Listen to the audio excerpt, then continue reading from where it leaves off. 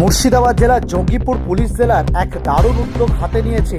রাতের নিরাপত্তা প্রদানে সাগরদিঘি থানা পুলিশের বিশেষ বাইক পেট্রোলিং, সাধারণ মানুষের সঙ্গে ঘনিষ্ঠ যোগাযোগ ব্যবস্থা, এলাকায় নিরাপত্তা ব্যবস্থা আরও মজবুত করতে রবিবারে রাত্রিবেলায় সাগরদিঘি থানার উদ্যোগে শুরু হলো বিশেষ বাইক পেট্রোলিং অভিযান।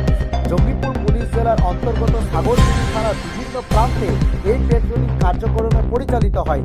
মূল উদ্দেশ্য পাড়ায় পাড়ায় পুলিশ উপস্থিত, সাধারণ মানুষের সঙ্গে জনসংযোগ বাড়িয়ে তোলা, সাধারণ মানুষের সঙ্গে পুলিশের যে সম্পর্ক তা নিবিড়ভাবে গড়ে তোলার জন্য এই উদ্যোগ। রবিবার রাত্রিবেলায় বিভিন্ন প্রান্তে সাগরদিঘির এই চিত্র দেখা গেল।